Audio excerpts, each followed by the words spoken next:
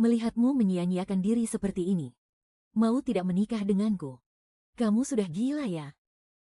Di saat aku paling terpuruk, Liu Ruyan memilih untuk menikahiku. Semua orang bilang, dia menikahiku hanya untuk membuat adikku kesal. Tapi, setelah dia meninggal dalam kecelakaan mobil, dia malah mewariskan semua hartanya untukku. Termasuk sebuah pena perekam suara. Aku memutar rekaman itu perlahan. Dan terdengar suara manis nan seksinya. Anran, tidak bisakah kamu mencoba menyukaiku sedikit saja? Setelah sekian tahun berlalu, akhirnya aku bisa melihat apa yang dia sembunyikan di balik sikap dinginnya. Sebuah cinta yang begitu besar dan menggebu. Dalam keadaan linglung, saat mataku terbuka lagi, aku telah terlahir kembali. Ibu angkatku sedang menggenggam tanganku dan memohon, Meng Haoran, tolong gantikan adikmu masuk penjara ya. Sebelum usiaku 16 tahun, aku adalah tuan muda sulung keluargaan yang sangat angkuh. Disayangi oleh orang tua. Dimanjakan oleh kakak perempuanku. Aku hidup tanpa beban sama sekali. Hingga suatu hari, Anboda datang membawa hasil tes DNA. Barulah aku tahu kalau perawat dulu menukar kami saat bayi. Dialah tuan muda keluargaan yang sesungguhnya.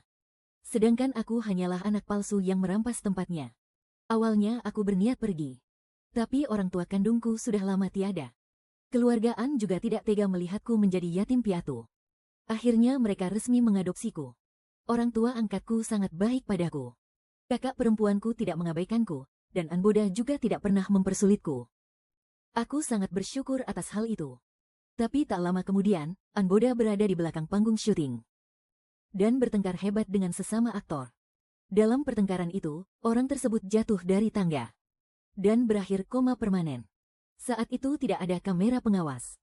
Tapi harus ada orang yang menanggung akibatnya. Dan kebetulan saat kejadian aku ada di sana. Menyaksikan semuanya. Ibu angkatku datang menemuiku dengan berlinang air mata. Memohon padaku untuk menanggung hukuman Anboda. Anboda berlutut di hadapanku dan bersujud. Menamparkan wajahnya sendiri. Sambil berkata bahwa dia sangat menyesal padaku. Akhirnya, aku pun mengangguk. Aku menanggung hukuman demi Anboda. Masuk penjara, dan merasakan segala macam penderitaan. Awalnya, mereka sekeluarga masih datang menjengukku. Menangis penuh rasa bersalah dan permintaan maaf. Tapi perlahan-lahan, tidak ada lagi yang datang. Suatu hari, penjara mengadakan sebuah kegiatan. Kepala sipir bertanya, apa rencana kami setelah bebas nanti? Aku berpikir lama sekali, sebelum akhirnya menulis dengan sungguh-sungguh. Setelah bebas nanti, aku ingin bertemu ayah dan ibu, sekali saja. Teman satu sel di sebelahku melihatnya. Lalu menertawaiku, karena menulis hal yang begitu sederhana. Aku hanya tersenyum dan tidak membantah. Namun, saat aku benar-benar bebas, tidak ada satupun yang menjemputku. Hanya asisten keluargaan yang mengantarku ke bandara. Lalu dia memberiku uang yang sangat banyak. Dia tidak mengatakan sepatah kata pun. Tapi, aku mengerti semuanya. Ayah dan ibu sudah tidak menginginkanku lagi. Keluargaan telah membuangku. Aku menolak uang itu, bukan karena sok suci. Aku hanya tidak ingin berutang apapun lagi pada keluargaan. Keluargaan telah membesarkanku selama lebih dari 20 tahun. Dan aku dipenjara selama 5 tahun demi putra mereka. Kini kami impas. Aku pun menyewa sebuah kamar. Berjalan ke sana kemari sampai kakiku rasanya mau patah. Barulah aku menemukan sebuah pekerjaan yang tidak mempermasalahkan status mantan narapidanaku. Tapi, baru bekerja setengah bulan, aku langsung dipecat. Aku terus-menerus mendesak mereka untuk memberitahu alasannya. Kamu menyinggung orang yang salah. Aku tertegun sejenak. Dan tak bisa berkata apa-apa lagi. Siapa lagi orang yang salah itu, kalau bukan keluargaan? Hari itu, aku memeluk tasku dan berjalan di tengah jalan raya. Gerimis turun rintik-rintik. Hujan yang dingin tertiup angin, membasahi wajahku. Saat melewati alun-alun kota, layar raksasa sedang menyiarkan siaran langsung Anboda. Aku menghentikan langkah dan menatap ke atas. Melihatnya berdiri di panggung penghargaan dengan begitu tampan dan gagah, memancarkan pesonanya dengan begitu memukau. Lalu kamera beralih. Aku melihat ayah angkatku. Ibu angkatku menatapnya dengan mata berkaca-kaca. Seolah sedang menatap sebuah harta karun yang sangat berharga. Tatapannya benar-benar penuh dengan cinta. Entah kenapa, aku tiba-tiba teringat kunjungan pertama mereka setelah aku masuk penjara. Saat itu, ibu menatap tubuhku yang makin kurus kering. Sambil menangis dia berjanji padaku, setelah aku bebas nanti, ibu akan merawatmu seumur hidup. Ibu sangat menyayangimu. Tapi, 2 tahun yang lalu, saat terakhir kali aku melihatnya, di wajahnya hanya tersisa sedikit rasa bersalah. Anboda akan bertunangan dengan Liu Ruyan. Anak itu sangat mencintainya. Setelah kamu bebas nanti, bisakah kamu pergi dari sini, agar keluarga Liu tidak mengetahui masa lalu kita? Liu Ruyan, nona besar dari keluarga Liu. Di dalam penjara, tentu saja ada televisi. Sesekali, aku juga mendengar berita tentang Anboda dan Liu Ruyan. Tentang cinta mereka yang katanya sedalam lautan. Orang-orang bilang, Liu Ruyan adalah sosialita terkenal di kalangan atas. Tapi dia rela mengubah dirinya, hanya demi Anboda. Rela terjun ke dunia hiburan yang dulunya paling dia remehkan. Menyerahkan penghargaan secara langsung kepadanya. Membuka jalan untuk karirnya. Dan memberikan semua koneksi serta sumber daya untuknya. Kadang, aku merasa iri pada Anboda. Iri karena dia punya orang tua yang menyayanginya. Punya kekasih yang selalu membelanya. Hanya dalam beberapa tahun, dia sudah meraih kesuksesan dalam karir dan cinta. Tidak sepertiku, tidak punya orang tua, tidak punya karir, tidak punya kekasih. Dan tidak ada satupun yang mencintaiku. Adapun tentang Liu Ruyan yang pada akhirnya menikah denganku, itu sebenarnya hanyalah sebuah kebetulan. Setelah dipecat, aku pulang ke kampung halamanku dan bekerja sebagai pelayan di sebuah restoran. Lumayan sibuk. Entah dari mana perempuan itu mendapat kabar tentangku. Saat dia berhasil menemukanku, aku sedang menyajikan bir untuk pelanggan. Pria itu mabuk berat, dan tangannya mulai kurang ajar pada bos wanitaku. Aku mengernyit, lalu menamparkan wajahnya dengan keras. Pria itu mengamuk hebat. Dia menendangku keras hingga aku tersungkur ke lantai. Botol minuman dan sisa makanan tumpah mengotori seluruh tubuhku. Rasa sakitnya luar biasa, tapi pria itu rupanya masih belum puas. Sambil terus mengumpat kasar, dia mengangkat tangan, berniat memukulku lagi. Tapi sedetik kemudian, tiba-tiba suasana menjadi hening. Aku pun membuka mata perlahan. Pandanganku langsung bertemu dengan sepasang mata Liu Ruyan yang berbinar terang seperti bintang. Sudut bibirnya terangkat, mengukir sebuah senyuman. Senyum yang terlihat malas, tanpa sedikit pun rasa simpati. Anran, begini amat nasibmu sekarang, ya. Aku bangkit berdiri, lalu mengibaskan sisa-sisa makanan dari pakaianku. Aku hanya mengangguk pelan. Lalu beranjak pergi, berniat berjalan melewatinya. Tapi, baru 2 langkah aku berjalan. Suaranya kembali terdengar memanggil dari arah belakang. Anran. Aku pun menoleh menatapnya. Melihat kondisimu yang sekacau ini. Mau tidak, kau menikahiku. Kau sudah gila, ya. Liu Ruyan menatapku dari atas ke bawah dengan tatapan serius. Sorot matanya tampak begitu gelap dan kelam. Sama sekali tidak bisa kutebak apa yang sedang dia rasakan. Namun nada bicaranya terdengar sungguh-sungguh. Jujur saja kepadamu. Aku baru saja dicampakkan oleh adikmu, Anboda. Suasana hatiku sedang sangat buruk. Sedangkan kau disingkirkan oleh keluargaan sampai semenyedihkan ini. Bisa dibilang, kita ini sama-sama aliansi korban yang tersakiti. Lagi pula, sekarang kau sudah tidak punya apa-apa lagi. Menikahiku sama sekali bukan kerugian buatmu. Jadi, apa yang kau takutkan? Aku merenung sejenak, tak membalas ucapannya. Dia pun hanya berdiri diam, menunggu jawabanku. Sampai akhirnya embusan angin malam yang dingin menerpa. Tanpa sadar, tubuhku gemetar kedinginan. Tiba-tiba, Liu Ruyan melepaskan mantel mahalnya. Lalu menyampirkannya ke bahuku. Dalam sekejap, aroma parfumnya yang lembut langsung memenuhi indera penciumanku. Beberapa waktu kemudian, saat kabar pernikahanku dengan Liu Ruyan tersebar luas, seluruh kalangan atas benar-benar heboh dan gempar. Semua orang menggunjingkan bahwa alasan Liu Ruyan mau menikahiku hanyalah sekadar pelampiasan rasa kesalnya pada Anboda. Namun, di hari pernikahan kami, saat Liu Ruyan dengan lantang mengucapkan, "Aku bersedia." Aku tak sengaja melihat Anboda berdiri di bawah panggung, dengan mata merah sembab karena menangis. Dia tampak begitu hancur saat berbalik dan berlari meninggalkan ruangan. Aku pun tersenyum tipis, melirik sekilas ke arah Liu Ruyan yang berdiri tepat di hadapanku. Tapi, dia hanya tersenyum, tanpa menatap Anboda sedikit pun. Seolah-olah tak pernah mencintainya. Seolah-olah benar-benar tak peduli. Setelah menikah, Liu Ruyan sangat baik padaku. Dia menjadikanku sebagai asisten pribadinya, agar kami bisa terus bersama setiap saat. Aku bertanya apa alasannya. Dia tersenyum menggoda. Aku tidak tenang meninggalkan pria setampan dirimu sendirian di rumah. Takut nanti kamu dicuri orang. Bisa rugi besar dong, kalau kesucianku sampai direbut orang. Aku tertawa melihatnya yang selalu bercanda. Dan malas berdebat dengannya. Selama bertahun-tahun di penjara, aku terlalu banyak menderita. Tubuhku tak lagi sanggup menahan rasa sakit.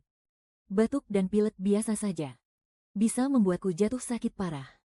Kemudian, Liu Ruyan memanggil dokter terkenal untuk merawatku. Barulah keadaanku sedikit membaik. Di tepi ranjang rumah sakit, dia menggenggam tanganku. Dengan tatapan yang serius dan tulus. Anran, aku sudah membelimu, jadi nyawamu adalah milikku. Kamu tidak boleh mati lebih dulu dariku. Aku tahu ucapannya terdengar kekanak-kanakan. Tapi melihat sorot matanya yang menyiratkan kepedihan. Pada akhirnya, aku mengangguk. Aku tidak mengerti mengapa dia bersedih. Tapi, aku sudah lama belajar untuk tidak banyak tanya. Tidak saling mengusik, mungkin adalah kunci agar bisa menua bersama. Namun pada akhirnya, bukan aku yang mengingkari janji itu. Melainkan, Liu Ruyan. Tuan An, Nona Ganam, pada pukul 4:10 dini hari kemarin, meninggal dunia karena kecelakaan mobil yang parah. Kami turut berduka cita. Saat aku mendorong pintu kamar rumah sakit, orang tua keluarga Liu sudah menangis sejadi-jadinya. Pemakaman Liu Ruyan aku urus seorang diri. 5 tahun setelah kami menikah. Banyak orang yang sejak awal meragukan pernikahan kami. Apalagi Anboda, rasa cintanya telah berubah menjadi kebencian. Dia selalu menunggu saat yang tepat untuk menertawakan kehancuranku. Saat orang tua keluarga Liu pergi, punggung mereka terlihat membungkuk, tidak ada lagi semangat seperti dulu. Seminggu kemudian, pengacara Chen yang mewakili Liu Ruyan membawakanku surat pindah tangan warisan. Sebelum pergi, dia menyerahkan sebuah pena perekam suara padaku. Ini adalah barang peninggalan Nona Liu. Sudah berhasil diperbaiki. Saya rasa, Anda pasti ingin mendengarnya. Di dalam surat wasiatnya, Liu Ruyan menyerahkan seluruh harta dan sahamnya kepadaku. Aku pun menyalakan pena perekam itu. Terdengar suara manis Liu Ruyan dari sana. Tentu saja aku menikah denganmu. Bukan karena ingin balas dendam pada Anboda. Tapi, aku benar-benar mencintaimu. Aku tertegun sejenak. Namun, hatiku terasa begitu tenang. Seolah-olah, aku sudah menduganya sejak lama. Mungkin kamu sudah lupa. Sebenarnya, kita sudah pernah bertemu. Dulu, kamu adalah kakak kelas idola yang selalu jadi pusat perhatian di sekolah. Kamu adalah murid kesayangan para guru. Bahkan, guruku selalu saja membanggakan namamu. Setiap kali selesai mengobrol dengan gurumu, beliau selalu cemberut dan berkata padaku, Ruyan, Bapak kesal sekali padamu sekarang. Sana, menjauh dariku. Tanpa sadar, aku tertawa kecil mendengarnya. Tapi sedetik kemudian, senyum itu perlahan memudar. Waktu itu, aku benar-benar sebal padamu. Tapi, aku tidak bisa berhenti menatapmu. Rasanya perasaanku ini seperti rahasia yang harus disembunyikan. Hehe, tapi setelah itu, kamu malah masuk penjara. Hanya karena tuduhan penganiayaan. Aku sama sekali tidak percaya. Aku bersikeras ingin menyelidikinya. Sayang sekali. Keluargaan sudah menyapu bersih semua buktinya. Karena itulah aku sengaja mendekati Anboda. Ternyata, kisah cinta Liu Ruyan dan Anboda. Kisah romantis yang selama ini selalu dibicarakan banyak orang. Hanyalah alasan agar dia bisa mencari tahu kebenaran di balik penjaraku. Tapi Liu Ruyan tidak pernah menyangka. Mulut Anboda benar-benar tertutup rapat. Meski begitu, pada akhirnya dia berhasil menemukan secercah petunjuk. Aku tiba-tiba teringat kejadian sebelum kami menikah. Suatu hari, Liu Ruyan bertanya padaku dengan sangat antusias. Anran, apa kamu ingin balas dendam? Aku menggelengkan kepala. Tidak. Kita sudah impas. Setelah bertahun-tahun berlalu, akhirnya aku mengerti. Hari itu, dia benar-benar telah menemukan kebenarannya. Dia mencari tahu kebenarannya demi diriku. Dan demi diriku juga, dia menyembunyikan kebenaran itu. Ternyata, semuanya demi aku. Perasaanku berkecamuk dengan hebat. Ngomong-ngomong, aku sudah membohongi semua orang. Juga membohongimu. Jadi, aktingku pasti sangat amat hebat, kan? Apa kamu tahu, saat aku menemuimu dan memintamu menikahiku? Ekspresimu saat itu. Tatapan matamu itu, betapa lucunya. Sudahlah, aku terlalu banyak bicara lagi. Sebenarnya, aku selalu ingin bertanya padamu. Anran, bisakah kamu sedikit saja menyukaiku? Di kehidupan ini, aku mungkin tidak akan bisa mendengarnya. Jadi nanti, saat aku mencarimu di kehidupan selanjutnya, tolong beritahu aku, ya. Aku dengan begitu jelas mendengar kalimat terakhir darinya. Dia bilang, Anran, aku benar-benar, sungguh sangat menyukaimu. Emosi yang tertahan selama ini tiba-tiba runtuh seketika. Air mataku menetes turun, satu persatu. Hingga hari ini, aku akhirnya bisa melihat sosok Liu Ruyan. Dengan cintanya yang begitu besar namun tersembunyi. Tapi, sepertinya semuanya sudah terlambat. Di ruang tamu yang kosong ini, di atas meja masih terletak bunga lili yang dibawa pulang oleh Liu Ruyan beberapa hari yang lalu. Aku memang selalu menyukai bunga lili. Dia pun membawanya ke hadapanku layaknya mempersembahkan sebuah permata. Anran, harum tidak? Ini aku pilih khusus untukmu lo. Mulai sekarang, biar aku yang mengganti bunga di rumah. Harum sekali. Saat itu, senyum tipis di matanya bagaikan cahaya bintang yang lembut. Bagaimana mungkin aku bisa menolaknya? Tapi, orang yang berjanji malah berbohong. Dia pergi lebih dulu. Membawa pergi sisa-sisa kehidupan terakhir dari bunga lili itu. Cahaya bulan menembus jendela kaca, jatuh tepat di tubuhku. Aku mengangkat tangan untuk menyentuhnya. Tapi yang terasa hanya hawa dingin. 1 minggu kemudian, aku menemui pengacara Chen. Pengacara Chen, sumbangkan saja semua harta Liu Ruyan ke panti asuhan. Aku tidak mau menerima apapun miliknya. Presiden An, apakah Anda pernah mencintai Presiden Liu? Aku hanya tersenyum pelan. Tanpa memberikan jawaban. Aku hidup dalam kebingungan, entah sudah berapa bulan berlalu. Aku hanya ingat, hari itu aku jatuh sakit parah. Terbaring lemah di ranjang rumah sakit, aku menatap langit-langit. Teringat lagi pertanyaan pengacara Chen waktu itu. Apakah aku pernah mencintai Liu Ruyan? Cinta ya. Aku selalu sangat mencintainya. Dalam lamunanku, kesadaranku perlahan memudar. Tapi saat aku membuka mata lagi, aku terlahir kembali. Ibu angkatku sedang menggenggam tanganku erat-erat. Anran, ibu mohon, tolong selamatkan adikmu. Adikmu itu masih sangat muda. Mana mungkin dia sanggup masuk penjara? Kak, aku sungguh tahu aku salah. Aku sama sekali tidak sengaja. Aku tidak mau dipenjara, Kak. Aku ini bintang besar. Kalau aku dipenjara, hancur sudah seumur hidupku. Boda berlutut di lantai, menangis sejadi-jadinya.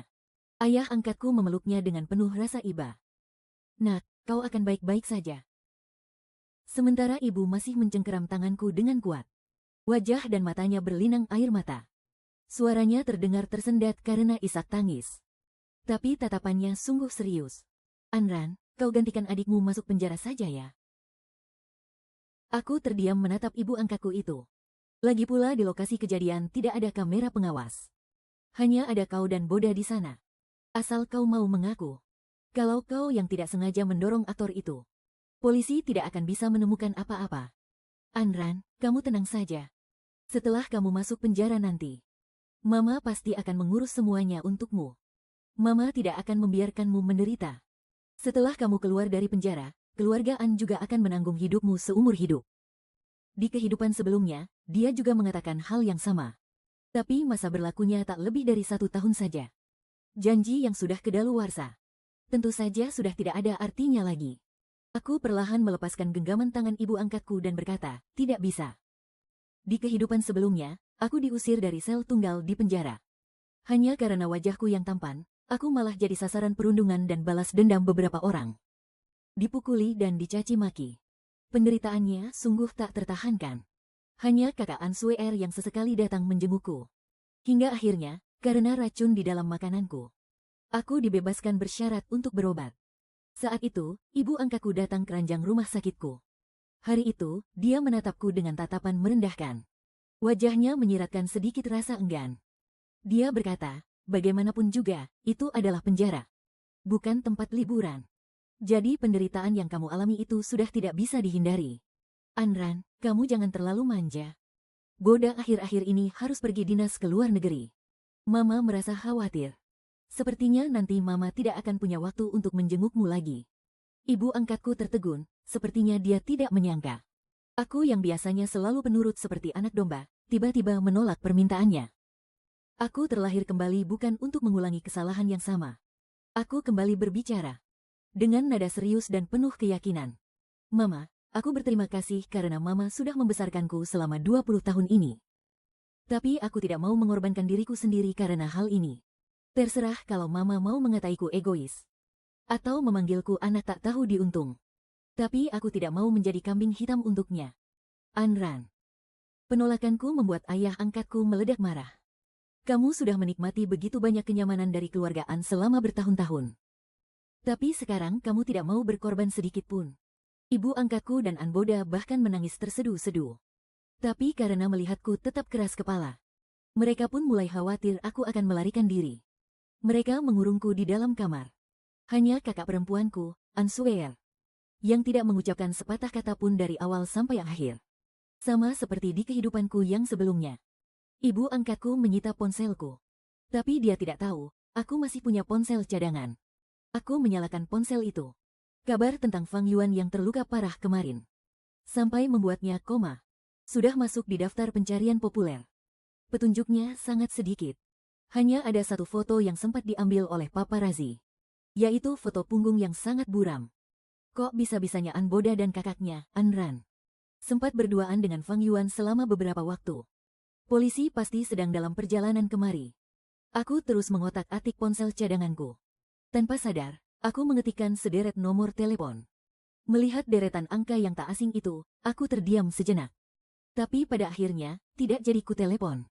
Entah kenapa, ada rasa takut di hatiku. Takut jika orang di ujung telepon sana, bukanlah orang yang ku kenal.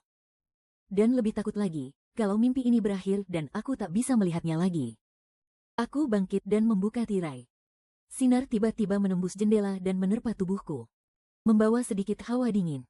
Aku melihat polisi di luar pintu. Dan tatapan ayah angkatku yang mencoba menghindar dariku. Aku tidak berencana mengirim pesan meminta tolong pada Liu Ruyan. Di kehidupan sebelumnya, Liu Ruyan. Tapi di kehidupan ini, aku akan menyelamatkan diriku sendiri. Lalu dengan nama yang bersih dan penuh harga diri, aku akan berjalan ke sisi Liu Ruyan. Tuan Wu Qing, tolong konfirmasi sekali lagi, di mana Anda saat kejadian berlangsung?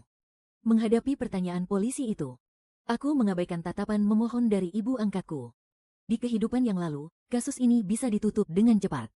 Karena aku secara sukarela mengakui kejahatan itu. Bahkan aku sendiri yang menghancurkan bukti alibiku. Tapi di kehidupan ini, aku tidak akan sebodoh itu lagi.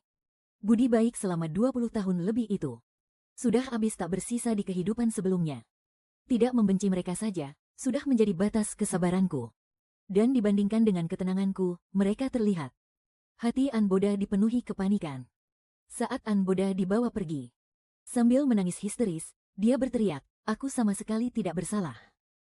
Tidak ada yang bisa menenangkannya. Lepaskan dia. Lepaskan putraku.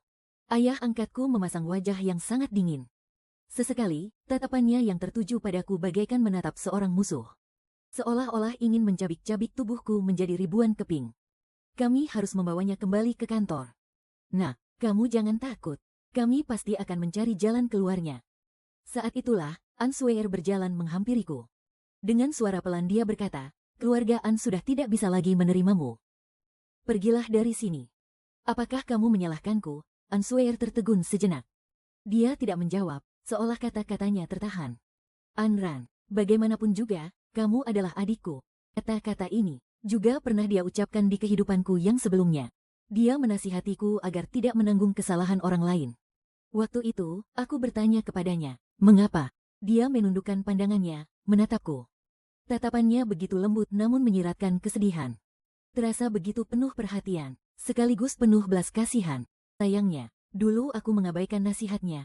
Tapi kali ini, aku memutuskan untuk mendengarkannya. Ayah dan ibu angkatku sekarang pasti sudah sangat membenciku. Jika aku tetap tinggal, itu hanya akan menambah masalah saja. Kakak, jaga dirimu baik-baik. Ayn Rand, hiduplah dengan baik untuk dirimu sendiri. Setelah selesai mengemas barang-barangku, aku pun melangkah pergi, meninggalkan kediaman keluarga An. Berjalan menatap lurus ke depan, menyusuri jalan besar yang berserakan dengan daun-daun berguguran. Angin berhembus pelan, menerbangkan dedaunan kering yang menyapu tanah. Pada saat inilah, sinar matahari jatuh menerangi tubuhku. Terasa begitu hangat. Namun tiba-tiba, sesosok bayangan manusia muncul di hadapanku. Ayn Rand, kamu mau pergi kemana?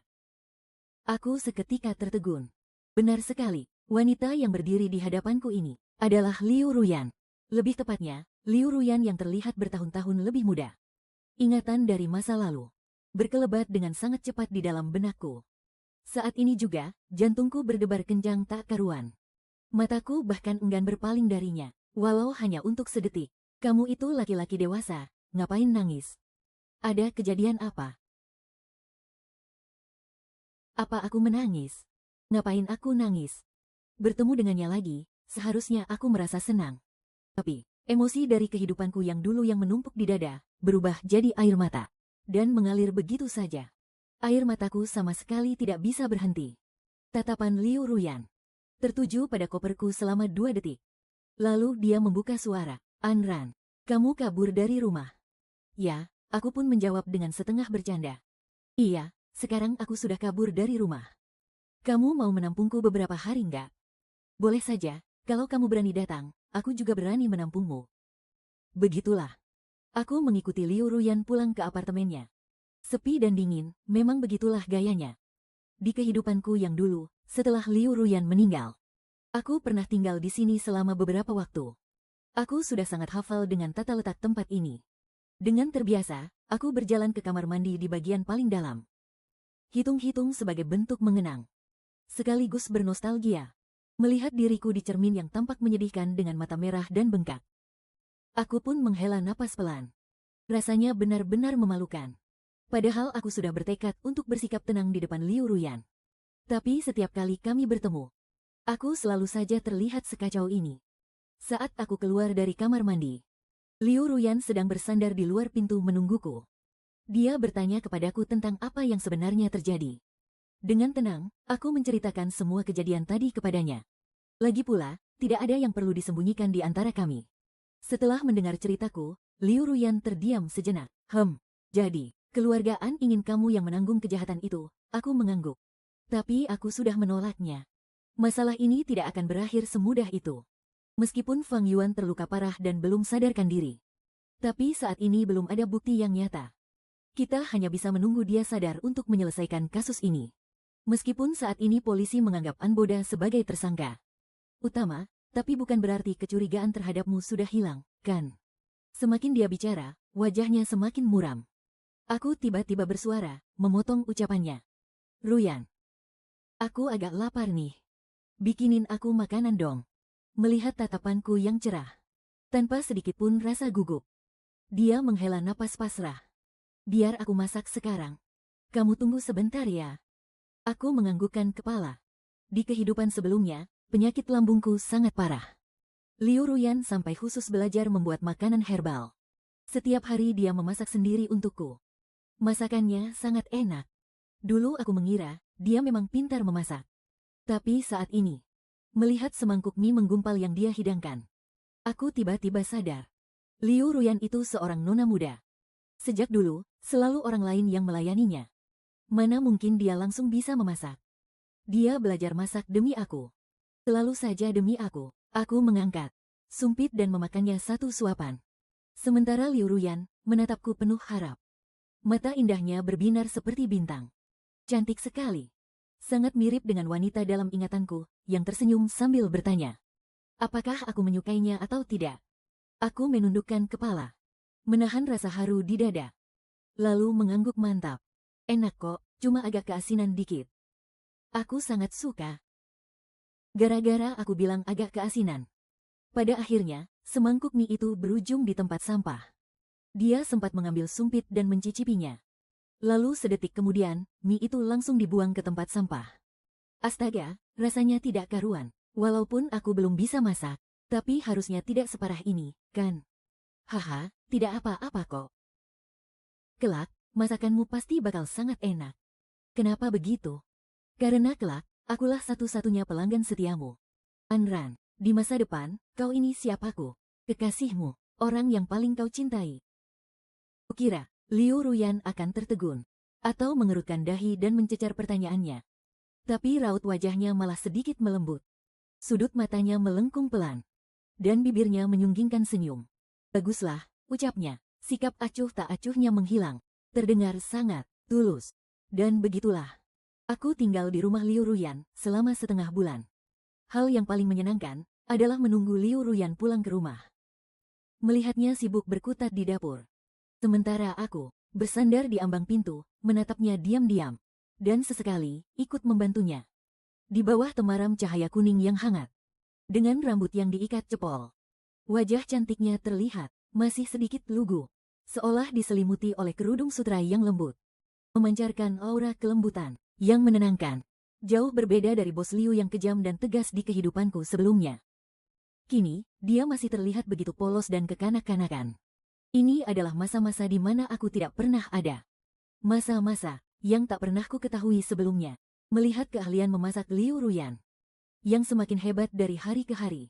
Keluargaan akhirnya mulai bertindak. Dulu aku sempat berpikir, keluargaan tak akan semudah itu membiarkan Anboda mengaku bersalah dan masuk penjara. Tapi sungguh, di luar dugaanku, keluargaan nekat menyuap manajer Fang Yuan dan menuduhku sebagai dalang utamanya. Benar-benar tidak tahu malu, sangat licik. Anran itu bukan anak kandung kami. Dulu, anak kami tertukar. Boda lah anak kandung kami yang sebenarnya. Walaupun Boda anak kandungku, tapi seumur hidupnya, dia tidak pernah merasakan kebahagiaan. Dan sekarang, dia malah difitnah dan dipenjara. Anran, kau benar-benar kejam. Ibu jangan sedih lagi. Kakak pasti cuma hilaf sampai berbuat salah. Kalau aku bisa menebus kesalahan kakak, aku rela menggantikannya. Asalkan dia bisa berbakti padamu, itu sudah cukup. Orang yang salah harus menanggung akibatnya. Kamu tak perlu memikul beban yang bukan salahmu. Aku mengerti. Angkat kepalamu, Abuda. Hadapi mereka, jangan takut. Anran, keluargaan sudah membesarkanmu selama ini. Kuharap kamu berani maju untuk menebus kesalahanmu. Videonya sudah bocor ke publik. Jagat maya mulai ramai menghujatku. Mengataiku parasit yang tak tahu diuntung. Mengataiku berani berbuat tapi tak mau bertanggung jawab. Mengataiku air susu dibalas air tuba. Akun pribadiku pun ikut dikuliti habis-habisan. Setiap hari pesan masukku meledak. Orang-orang yang peduli padaku akan kubalas satu persatu. Tapi yang menyuruhku mengaku salah, langsung kublokir.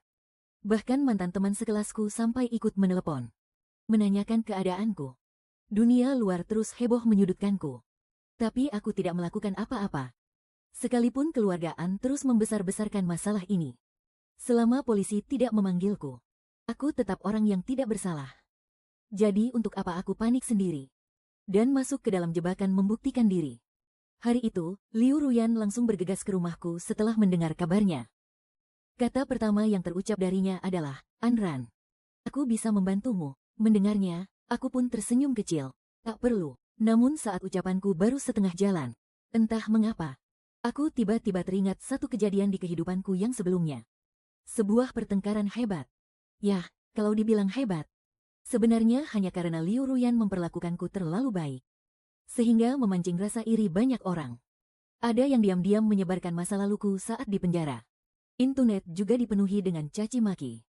Tapi setelah dibahas panjang lebar, ujung-ujungnya hanya tentang diriku yang dianggap tak pantas bersanding dengan Liu Ruyan. Liu Ruyan ingin membantuku membungkam semua rumor itu.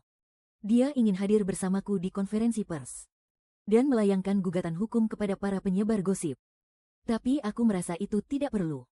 Lagi pula, aku memang pernah masuk penjara. Meski aku merasa tidak bersalah. Tapi aku tidak ingin Liu Ruyan ikut menjadi bahan gunjingan karena hal ini. Namun, hal ini justru memancing amarah Liu Ruyan. Dia menanyaiku dengan nada dingin. Apakah aku pernah ada di dalam hatimu? Apakah kamu pernah menganggapku sebagai istrimu? Saat itu, aku hanya berpikir bahwa mendiamkannya adalah pilihan terbaik. Wei Wuyan merasa segala desas-desus itu sangat tidak masuk akal dan sungguh konyol. Setelah terdiam cukup lama, dia tertawa getir dan mengucapkan satu kalimat dengan pelan. Kamu hidup tanpa celah di dunia ini. Tapi aku tidak rela melihat orang lain menghakimimu. Aku hanya diam, enggan menjawabnya. Saat Liu Ruyan beranjak pergi, aku menatapnya dan melihat punggungnya yang terlihat begitu kesepian. Saat itu, aku sedikit menyesal. Aku berpikir, mungkin sebaiknya aku mengiyakan saja ucapannya. Toh, itu hanya masalah sepele. Tapi, aku sama sekali tidak menyangka bahwa itu adalah pertemuan terakhir kami. Setelah dia tiada, aku berulang kali bertanya pada diriku sendiri. Mengapa aku tidak mau menemaninya? Mengapa aku enggan mengungkapkan isi hatiku padanya? Perhatiannya yang begitu tulus. Tatapan matanya yang hanya tertuju padaku. Apakah aku benar-benar tidak menyadarinya? Apakah dia mencintaiku? Aku jelas-jelas mengetahuinya. Tapi aku ini hanyalah bajingan egois yang suka membohongi diri sendiri. Aku terlalu yakin bahwa Liu Ruyan akan menemaniku hingga hari tuaku. Aku dengan egoisnya terus tenggelam dalam cintanya. Tapi tak pernah sekalipun mencoba menenangkan hatinya yang selalu gelisah. Hingga akhirnya dia tiada. Barulah aku mengerti apa itu cinta. Namun, untuk cinta yang datang terlambat ini, hal yang paling kejam adalah, sebelum sempat mengutarakannya, sebelum sempat merengkuhnya, aku sudah kehilangannya untuk selamanya. Tidak ada lagi kesempatan. Terlahir kembali di kehidupan ini adalah anugerah dari Tuhan agar aku bisa menebus segalanya. Aku memeluk Liu Ruyan erat-erat. Dengan napas yang tersengal, aku berbisik pelan, "Iya. Bantulah aku," kataku sambil menatap matanya dalam-dalam. Perasaanku sungguh campur aduk. Kepingan memori buram dari kehidupanku yang lalu, dan isi dari pena perekam suara itu. Pengakuan cinta yang tersipu malu namun mendalam itu, semuanya saling berbaur. Membuat dadaku terasa sesak sekaligus terharu. Aku tersenyum, bukan sekadar basa-basi. Melainkan senyum lembut yang penuh kelegaan. Dan rasa bersandar, kali ini, aku tidak akan mendorongnya pergi lagi. Aku takkan membiarkannya berkorban sendirian dalam diam. Menanggung semuanya sendirian. Liu Ruyan bertindak sangat cepat. Dia mengerahkan seluruh kekuatan keluarga Liu.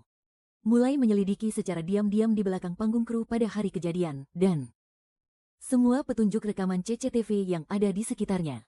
Tepat seperti dugaannya. Walaupun keluarga An dengan cepat membersihkan bukti-bukti yang terlihat, tapi sepandai-pandainya tupai melompat pasti jatuh juga, melalui jalanan di sekitar toko-toko, serta lokasi syuting kru lain, yang kebetulan sedang merekam di dekat sana. Kami menyaring ribuan rekaman itu. Kami akhirnya menemukan beberapa potongan video, yang agak buram, namun sangat krusial. Walaupun gambarnya tidak begitu jelas. Tapi dari model jaket unik yang dipakai An Boda hari itu, serta rambut highlightnya yang sangat mencolok, bisa terlihat dengan jelas bahwa dia sedang bertengkar hebat dengan aktor Fang Yuan, dan mendorong Fang Yuan jatuh dari tangga saat mereka saling dorong. Kali ini, aku tidak akan membiarkanmu menang. Buktinya memang tidak terlalu tajam. Tapi ini sudah cukup untuk menjadi bukti telak. An Boda sepertinya tahu dari suatu tempat kalau kami sedang mengumpulkan bukti. Dia pun nekat bertindak karena panik. Berani-beraninya dia menyuruh orang untuk menculik Liu Ruyan. Lalu dia meneleponku. Dia meminta semua bukti asli sebagai tebusannya. "Anran, serahkan semua buktinya. Kalau tidak, nyawa Liu Ruyan taruhannya. Datang ke gudang tua nomor 3, ingat, kau harus datang sendirian. Bawa semua bukti aslinya untuk ditukar dengannya." Suara An Boda terdengar begitu gila. Perasaanku sangat hancur dan panik. Mengikuti alamat yang dia berikan, aku bergegas menuju ke gudang tua itu. Di dalam gudang itu, ada An Boda. Dia dikelilingi oleh beberapa preman tengik. "Mana barangnya?"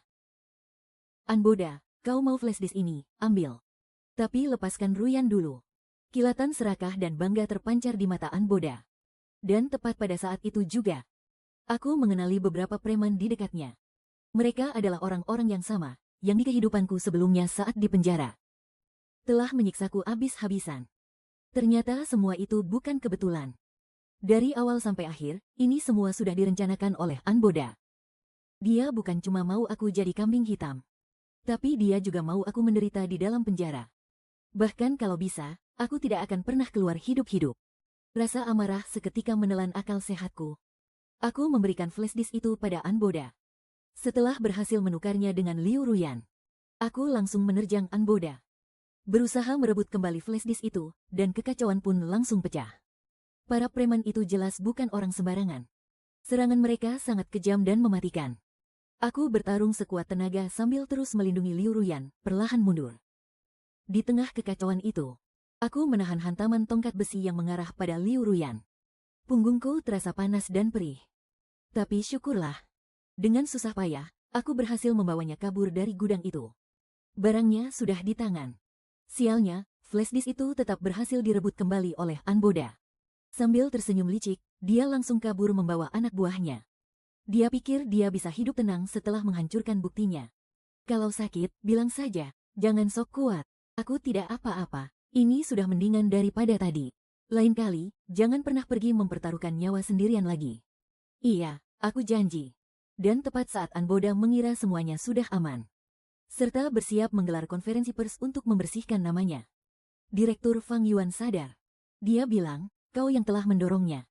Polisi sudah dalam perjalanan menuju kemari. Kabar mengejutkan tiba-tiba datang dari rumah sakit. Fang Yuan yang selama ini koma, ternyata sudah siuman. Segera setelah sadarkan diri, Fang Yuan langsung melapor dan bersaksi kepada polisi bahwa pelakunya saat itu adalah Anboda yang mendorongnya dari tangga saat bertengkar. Anboda mendorongku dari tangga. Sementara itu, pengacara Chen mengeluarkan rekaman kamera pengawas milik Liu Ruyan yang sudah ia cadangkan sejak awal.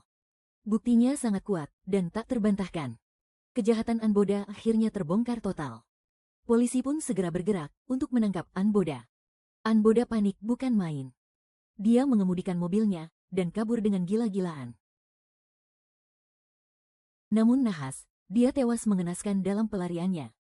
Dan beberapa pemuda yang menjadi komplotannya juga terseret dalam berbagai kasus kriminal, termasuk penculikan terhadap Liu Ruyan, serta penganiayaan yang disengaja terhadapku. Mereka semua berhasil diringkus habis oleh polisi. Saat ibu angkatku mendengar kabar kematian Anboda, dia sama sekali tidak bisa menerima kenyataan itu. Mentalnya hancur lebur. Dia menjadi sangat murung dan menghabiskan hari-harinya hanya dengan menangis. Ayah angkatku, setelah melewati kesedihan yang begitu dalam dan rentetan pukulan bertubi-tubi ini, sepertinya dia akhirnya menyadari banyak hal. Dia merasa sangat menyesal atas sifat keras kepala dan sikap dinginnya di masa lalu. Jika masih bisa diperbaiki, aku pasti akan melakukannya demi meninggalkan tempat yang penuh luka ini dan agar ibu angkatku bisa memulihkan diri di lingkungan yang baru. Ayah memutuskan untuk membawa ibu pindah ke luar negeri. Sementara itu, kakak perempuanku dengan tegar mengambil alih bisnis keluargaan. Dia membebaskan dirinya dari belenggu emosional keluarga. Dan akhirnya, benar-benar hidup untuk dirinya sendiri. Aku akan membuat bisnis keluargaan bangkit dan berjaya lagi di tanganku.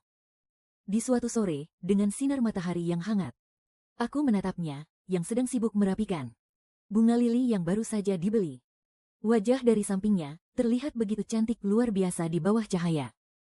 Rasa bahagia yang begitu besar memenuhi seluruh relung hatiku. Aku berjalan menghampirinya, lalu memeluk pinggangnya dengan lembut dari belakang.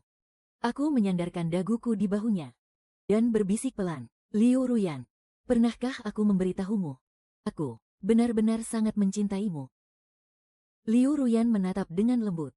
Di matanya bersinar cahaya yang lebih terang dari bintang-bintang. Aku juga menyukai Anran. Dua insan yang saling mencintai ini telah melewati penderitaan di dua kehidupan. Akhirnya mereka bisa mengungkapkan cinta yang tersimpan dalam di lubuk hati. Satu sama lain tanpa ada yang ditutupi. Tak peduli seberapa jauh jaraknya, atau ruang dan waktu yang terus berputar. Semua itu takkan bisa lagi menghalangi kita untuk saling berpelukan erat. Setelah semuanya berlalu dan mereda, kehidupanku dan Liu Ruyan akhirnya kembali damai. Kami sering duduk berdua dalam diam. Sesekali pandangan kami saling bertemu. Lalu kami saling tersenyum. Aku adalah orang yang terlahir kembali. Hal pertama yang kulakukan setelah terlahir kembali adalah pergi ke kediaman keluargaan. Tapi ternyata, keluargaan masih sangat harmonis. Anran masih menjadi idola pria paling dingin di seluruh akademi. Dan yang paling pintar. Bukan seperti di kehidupan sebelumnya, yang terlihat lembut. Tapi sebenarnya hatinya sudah hancur berkeping-keping. Anran selalu merasa tidak aman. Penjara itu terlalu kejam untuknya. Dia juga selalu dibenci dan dicemburui orang lain. Para narapidana itu sering menyiksanya dengan sengaja di tengah malam. Itu membuatnya trauma, bahkan setelah keluar dari penjara, saat dia tertidur. Hanya karena suara sekecil apapun, dia akan langsung terbangun ketakutan. Dan setelah itu, dia tidak bisa tidur lagi. Dia hanya akan duduk terdiam sepanjang malam. Tapi meski begitu, di siang hari dia secara mengejutkan mampu melakukan pekerjaannya dengan sempurna tanpa satupun kesalahan. Anranku itu sangat rapuh, tapi di saat yang sama dia begitu tangguh. Dia terlihat seolah seberkas cahaya saja bisa melelehkannya. Tapi nyatanya dia tidak bisa dihancurkan. Aku mencintainya dan sangat mengaguminya. Di upacara penerimaan siswa baru, Anran naik ke atas panggung untuk berpidato sebagai ketua OSIS. Aku duduk di bawah panggung, menatapnya dari kejauhan. Dia memancarkan pesonanya dengan begitu bebas. Dan menunjukkan kecerdasannya. Membuatku terus menatapnya tanpa berkedip. Dan mendengarkannya sampai terhanyut.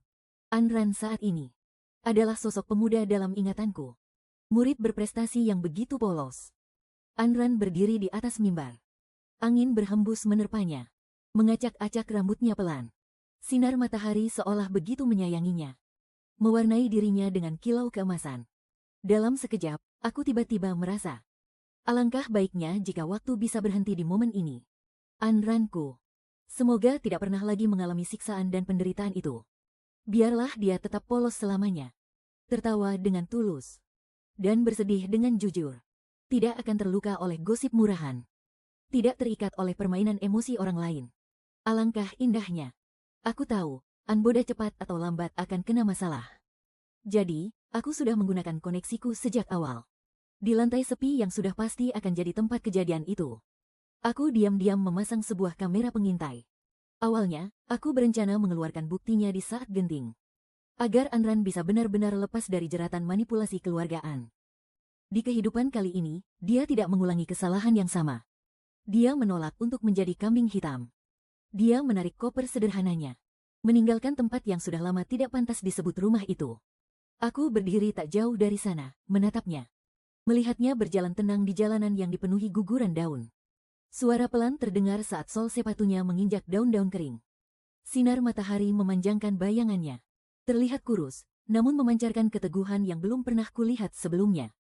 Saat itu juga, aku tahu. Anran juga telah kembali. Aku membawanya pulang ke rumahku. Aku ingin tahu bagaimana sikapnya kali ini. Ingin tahu bagaimana dia akan menyelesaikan masalahnya dengan keluargaan. Aku berpura-pura tidak tahu apa-apa. Sengaja sibuk membuang-buang waktu di dapur. Sebenarnya, aku sudah tahu masakanku tidak akan enak. Tapi, aku hanya ingin di depannya. Menunjukkan sedikit kelemahan bahwa aku tidak selalu serba bisa. Saat semangkuk mie yang sudah menggumpal dan terlihat mengerikan itu kuhidangkan di depannya. Aku menatapnya. Melihatnya terpaku. Perasaan yang selama ini kusembunyikan di dalam hati. Sedikit demi sedikit menuntunnya. Aku ingin dia menyadari perasaanku yang telah kupendam bertahun-tahun. Aku ingin melihat hatinya berdebar untukku. Menjadi salah tingkah karenaku. Seharusnya aku merasa sangat kegirangan. Lagi pula inilah saat yang telah kunantikan selama 2 masa kehidupanku. Namun, saat melihat matanya yang memerah, semua rencanaku, semua persiapanku, berubah menjadi rasa iba yang memenuhi dada. Sudahlah, ini semua tak pernah sekadar permainan. Cukup aku saja yang mencintainya. Apakah saat ini dia mencintaiku atau tidak? Sepertinya sudah tak sepenting itu lagi. Setelah itu, aku disekap oleh Anguo. Aku percaya Anran pasti akan datang. Aku sangat memahaminya. Tapi, aku tak ingin dia datang. Tempat ini terlalu berbahaya. Kali ini, dia tak lagi terdiam. Tak lagi menahan diri. Demi diriku. Dia memilih jalan yang paling langsung dan paling berbahaya. Pada akhirnya, Anran menggenggam tanganku. Kami bertarung sambil terus mundur.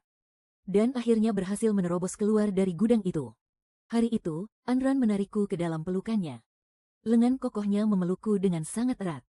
Napas hangatnya terasa di bahu dan leherku. Diiringi sedikit getaran. Ruyan, apa aku pernah memberitahumu? Aku benar-benar sangat menyukaimu. Saat itu, aku merasa semua penantian, semua kepedihan, telah menemukan tempatnya berlabuh. Aku berusaha keras menahan rasa perih di mataku. Membalas ucapan pria yang kucintai. Aku juga menyukai Anran. Jika dikatakan bahwa orang yang saling mencintai pasti akan bertemu kembali. Aku rasa, sinar matahari saat kami bertemu hari itu pasti adalah cahaya yang paling hangat di dunia ini.